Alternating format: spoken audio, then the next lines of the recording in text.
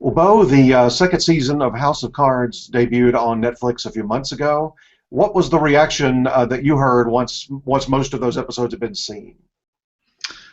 Well, the most fun reaction was about 37 minutes after we launched season two, and I have to say big spoiler alert here if you haven't watched season two. So turn down the volume for the next couple seconds, I guess, if you haven't. But about 37 minutes in, especially on the Twitter feed, we started getting a lot of OMGs and WTFs and holy shits because that's the moment at which Zoe Barnes meets her demise on the subway tracks in D.C. And so you get a lot of very shocked people who couldn't believe what they had just watched. So that was a lot of fun. You know how people are going to react to it. We're lucky to have really critically from the fans, for season one, and that set a pretty high bar and pretty high expectations, and you always hope you can deliver on those. And it seems as though people enjoyed season one, and that's a huge relief. But it just inspires us more to make season three even better. When you've got a massive secret like that to hold on to, how do you do it in this day of social media? I'm astounded that I knew that this is what I wanted to do for the first episode of season two before I even began writing season one. It was always the plan. Kate Mara knew when we cast her that this is what we were going to do, and it was very difficult to stick to my guns on it because I love Kate as an actor. I loved Zoe as a character. But we decided that we needed to stick to the story required. Then comes the part trying to keep it secret, and we had a little disinformation campaign. We took a lot of photos of Kate when she was shooting the first episode, and then we sort of dribbled them out on Twitter over the course of production, so it seemed as though she'd been on set all year. And then I just kept absolutely mum about anything related to story for tidbits or clues as to what's going to happen. But the fact that none of the crew, none of the cast, no one involved ever said a word is pretty extraordinary. I think they all realized how powerful that moment could be if no one talked, and we benefited from that silence because for just about everybody it was a big surprise. Now, the character of Frank Underwood, Kevin Spacey's character, at the very beginning of the season, he's a congressman. He moves into the vice president's office. By the finale of the season, he's the president. By the way, spoilers, if you're watching this interview, you might as well tune out if you haven't seen the season, because the whole interview is going to be spoilers. But by the end of the year, he's the president, so that's obviously the lead-off for a season three. Just talk about that arc overall, a person being able to maneuver themselves all the way into the presidency over the course of basically a short period of time. Yes, he accomplishes his goal in 2 short years, which is a pretty extraordinary feat. What I was most interested in exploring the character of Frank Underwood was someone who is unapologetic in his pursuit of power. He doesn't have a belief system.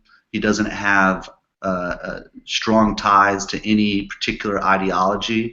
If he believes in anything, it's in himself and his ability to move forward, to get things done, to outsmart and outmaneuver others. And his project for the first 2 seasons is to become the most powerful person in the free world, which we see him accomplish. Where the drama comes in is all the obstacles he faces along with the stress and pressure that it puts on his marriage and on himself. It forces him to ask, which is, what am I willing to do? How far am I willing to go? And we see at the very beginning of season 2 that he's willing not just to kill once, but to kill twice. and in a much more premeditated way. So going into season 2, we see someone who, without abandon, decides, I am going to do absolutely whatever it takes. By the time we finish season 2 and he is the President of the United States, the question becomes, now that he has this power, what will he do with it? I don't know. There's nobody in the world probably that can match him in terms of being underhanded, except for his wife. They're a good match. Which, if you had to say, which is the more underhanded of the two? I don't know if it's a competition. I mean, one of the great things about the Underwood marriage is they work in tandem. They are equal partners. They is a deep mutual respect, and they know that when they link arms, they're stronger than anything or anyone. In their case, 1 + 1 than the parts. So there are times when they're in conflict there. There are times when, for granted, and he pays the price. She needs to remind him, by asserting her own power, how important she is to their mutual success. But I think what's most interesting in their marriage is not how they compete necessarily, but how they coordinate. We interviewed one of your co-stars, Michael Kelly, a few weeks ago, and I don't know if he knows any more now, but at the time he said he didn't even know if he was coming back for season 3, the way the season ended with him being on the ground like that, with being knocked out. Can you relieve his mind right now in hours 2 that he will be back for season 3? No, I can't relieve anyone's mind right now. No word on that yet, huh? And no word until it's released. Okay, good. The show's been so well received, not just in America but worldwide. But what has been the reaction among people in Washington? I'm sure that there's a unique reaction from that group as opposed to other groups. Well, you can't speak too generally, because DC is comprised of a lot of different people with a lot of different opinions. But it seems so far that the reaction has been largely positive. A lot of people in DC watch the show. It is a constant topic of conversation. I think there's some novelty for any milieu in seeing themselves dramatized on TV. We take great pains to be as accurate as possible. Of course, there's things that we exaggerate or condense, and sometimes or push the limits of plausibility. But we talk to tons of experts from DC in all sorts of fields to make sure that we know our stuff, and if we are going to push the envelope or break the rules, we know when we're doing it and why we're doing it. We were just down in DC for the White House Correspondents' Dinner, and the number of people who had seen the show, who wanted to talk about it, who were enthusiastic about it, was really terrific. They welcomed us with open arms, which is kind of extraordinary considering what a dark portrait we paint. I want to ask a question from our forums. Kel D. Says, when given the opportunity to do 2 seasons right out of the gate, how did you go about mapping out the story beats and dividing the material between the seasons? Always knew that we wanted Francis to achieve the presidency by the end of season 2, and a few big things like Zoe's demise in the first episode of season 2. But a lot of the big signposts, the big story points for season 2, were things that we had not decided upon before we went into season 2. We really tackled one season at a time, knowing where we would end up after 26 hours in a big picture sense. So the process of mapping out a season, and to that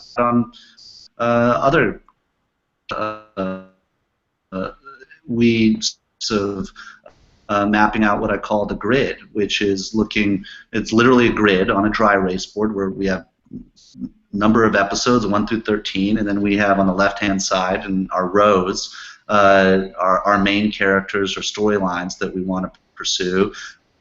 and we go episode by episode and look at the major things that we want to have happen in those storylines and generally where in the season we want them to happen.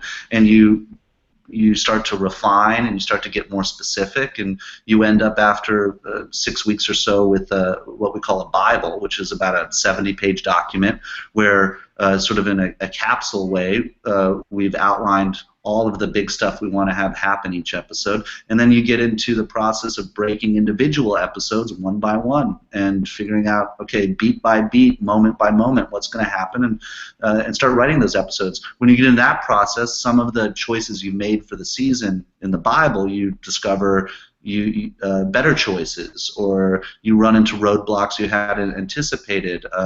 You make changes along the way, but you try to stick to the overall plan, leaving yourself enough wiggle room to make discoveries, to change along the way if you come up with something better.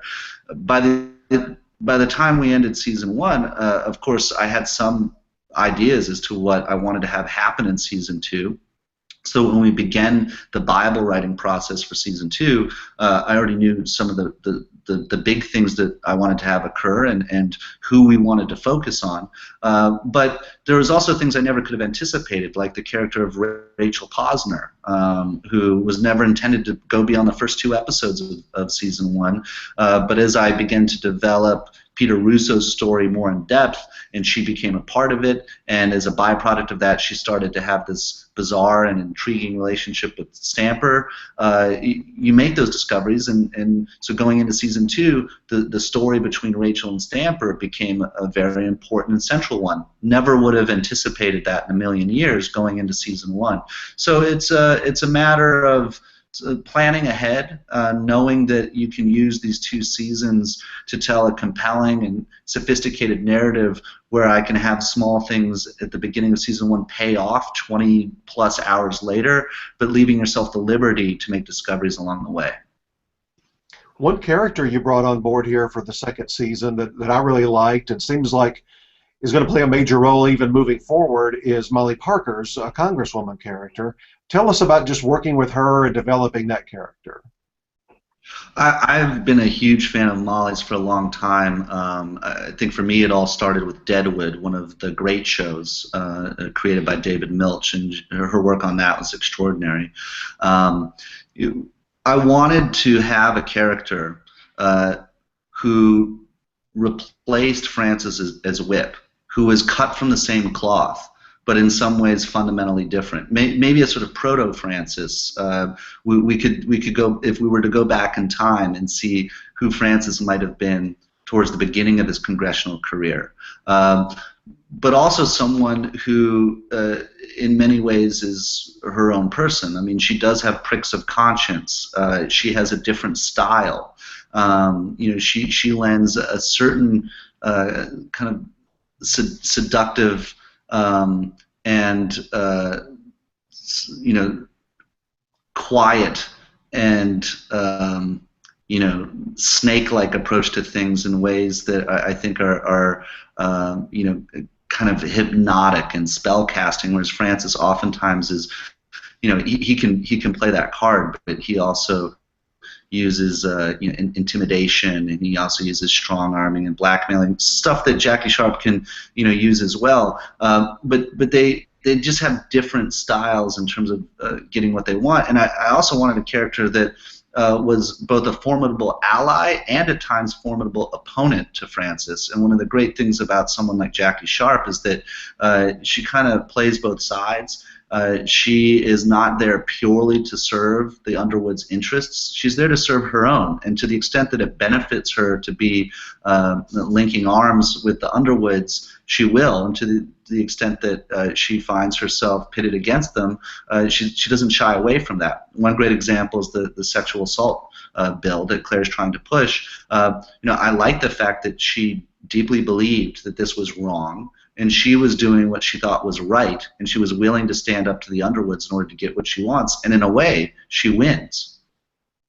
Do you think as Underwood helped her to get into power, he knew that she was going to be somewhat of a foe, or do you think he felt like she would be somebody he could control?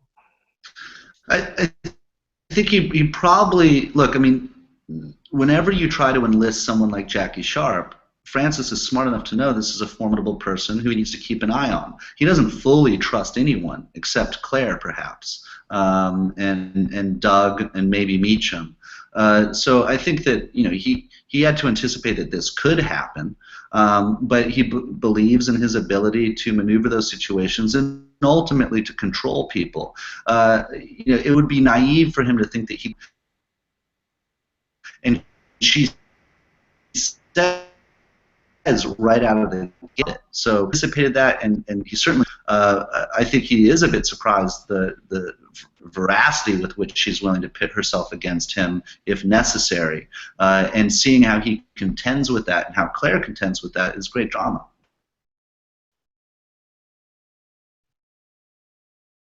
I think for Robin Wright, her strongest episode this year was number 4 for you, which would have been, I guess, 17 overall for the series, where she has the interview, the sit-down interview, and really manipulates that interview. Would you, when she gets to Emmy consideration and gets nominated, I imagine she would submit that episode. What did you think about in terms of that particular episode for Robin Wright? Well, first of all, I think that Robin is strong in every single episode. I'm biased because I adore Robin as an actor and as a person, and she does great work every time we put her in front of the camera. Certainly in that episode, she's featured quite prominently, and she reveals things about her past that we're learning for the first time, and they're quite powerful things. I was really intrigued by how Claire would react in a politically dicey situation where you're doing a live interview. It's going out to the nation, and you find yourself talking about things that you didn't expect to. We not only have access to her emotional life and to her past, which is something that hitherto we knew very little about, but we also see her ability to perform under fire. When you mix all those things up in a blender, you have for a pretty great episode, and she was fantastic. And I worked with Robin very closely on that script. It's very hard to pull off an episode like that, and I wanted her input. I wanted her to feel invested in it.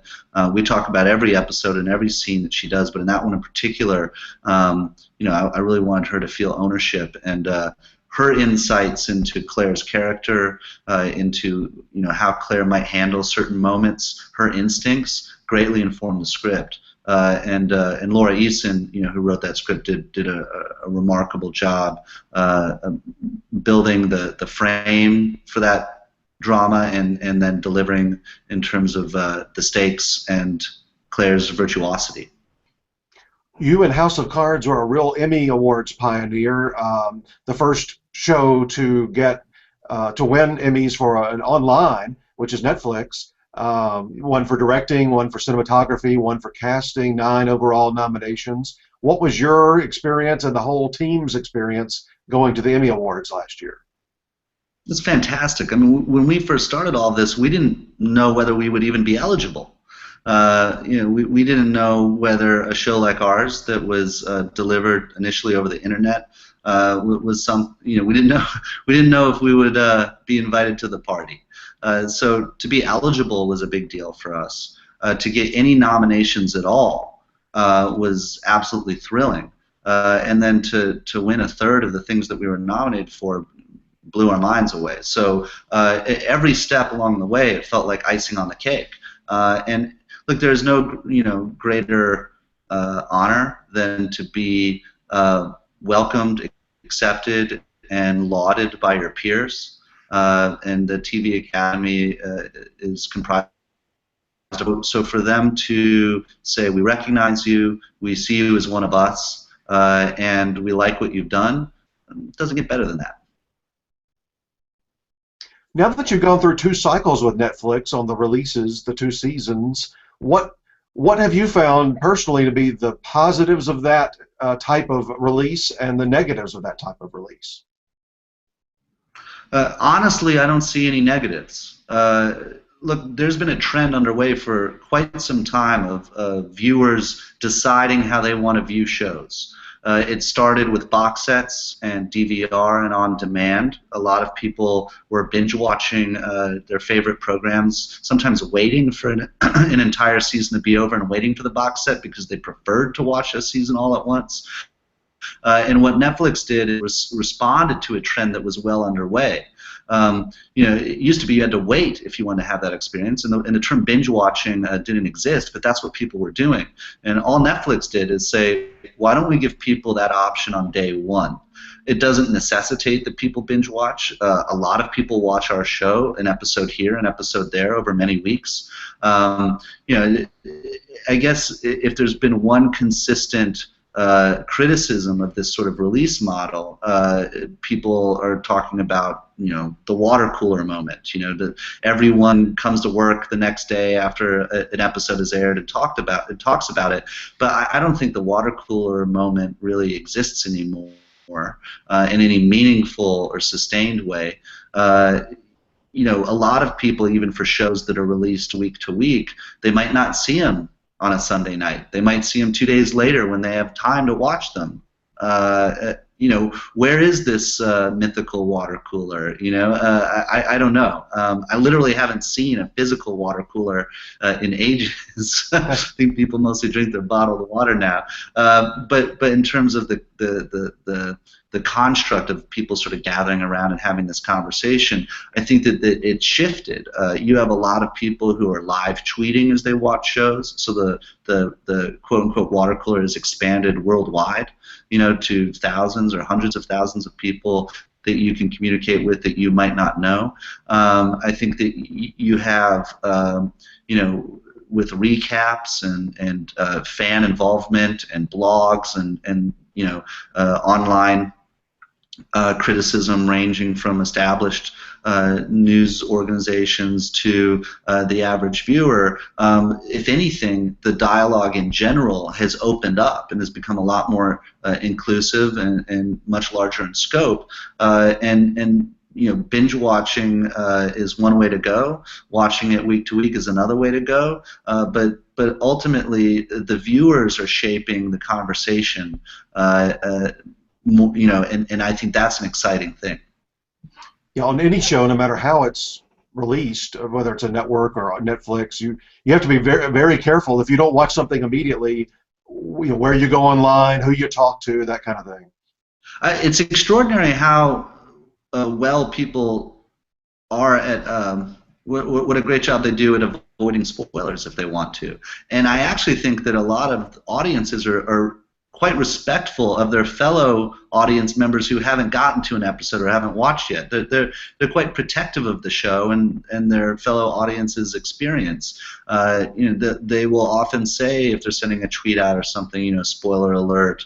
If they're talking to their friend and they're about to talk about season 2 and their friend hasn't watched season 2 yet, they'll hush up. Look, it's not all that different than when, in the good old days, a movie is released and someone saw it on its first day of release, and then their friend hasn't seen it yet, and they say, you got to go see this movie, it's amazing, this happens, and their friend goes, no, hold off, I haven't seen it yet, don't tell me. So it's really not all that different, and I think people have done a good job in navigating that.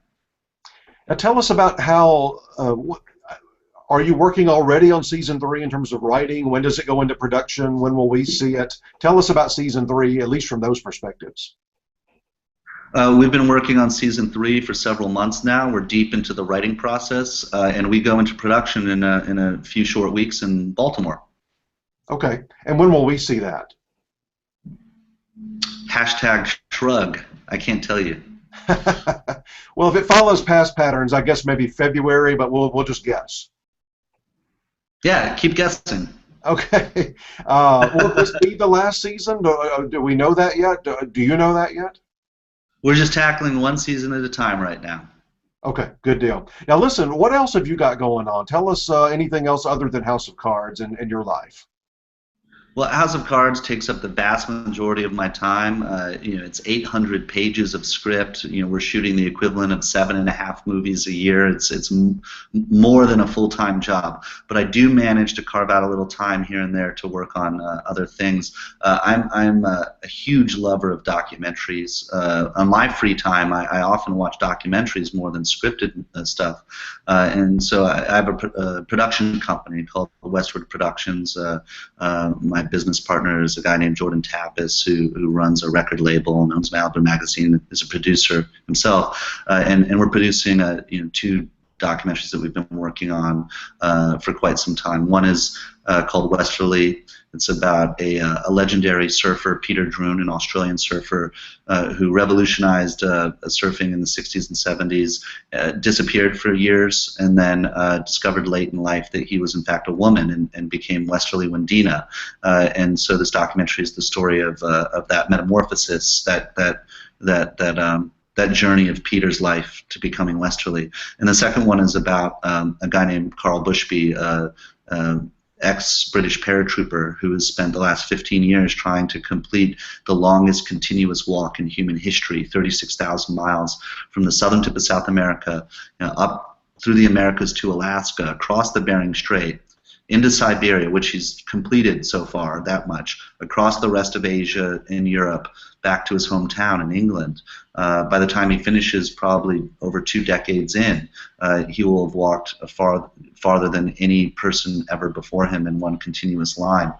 So that's an ongoing project, extraordinary story of the vastness of the human spirit.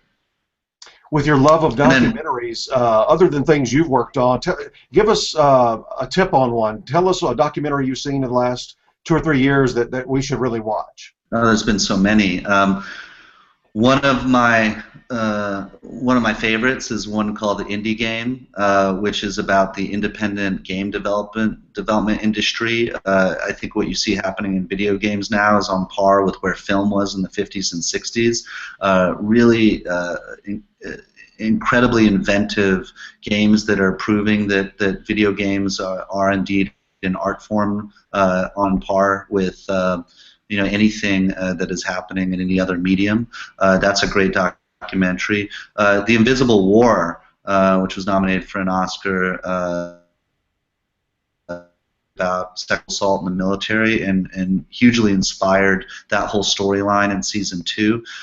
Transcendence Man about Ray Kurzweil and the singularity in his personal journey. There's a fantastic 15-part documentary by Mark Cousins called The Story of Film, which covers film from its inception up till now and really focuses on innovation and world cinema. One of my favorite documentaries of all time is a 10-part documentary called The Staircase about the Michael Peterson murder. It's selling.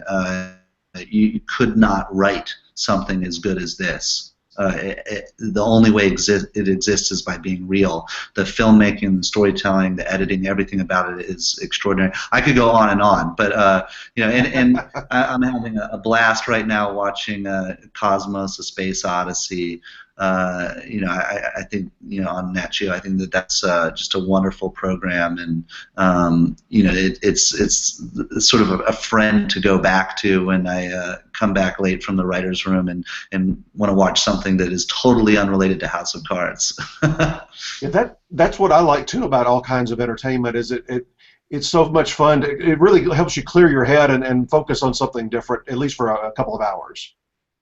Yeah, one of the cool things about Netflix, I mean, there's many cool things, but it has become probably the biggest repository of documentaries on the planet. It used to be a documentary, even a very successful one like Man on Wire, might run for a few weeks or at best months in a few art houses in a few major cities around the country, and then it would be gone. You might be able to order a DVD of it, but generally speaking, it would kind of disappear. On Netflix, you have entire entire genres dedicated to documentaries. There are hundreds, probably even thousands of them at this point. I think it's really widening the audience for documentary filmmaking and making it accessible to a lot of people in ways that it was really hard to access before. So I think that's fantastic. And good for documentary filmmaking, which is, I mean, it's tough to make a doc. It's not the moneymaker that a big Hollywood film or television show is. But a lot of the most passionate work in filmmaking is poured into docs because despite the fact that there's not a lot of money to be made, and oftentimes none at all, people feel compelled to tell these stories. So they're really doing it out of pure passion. Well, we can sense the passion in House of Cards and your other projects, and we really enjoyed this second season. Good luck at the Emmys this summer. We are certainly hoping even more than 9 nominations this time. Well, it would be thrilling to be nominated for anything, and you never count on anything. You never want to take anything for granted. So, our only goal is just to tell the best story possible, keep the bar of excellence as high as we can, and if you're ever welcome to the party a second year, as I said before, it's really icing on the cake. Well, good luck with it all. We're looking forward to season 3, and have a great summer. Thanks a lot. You too.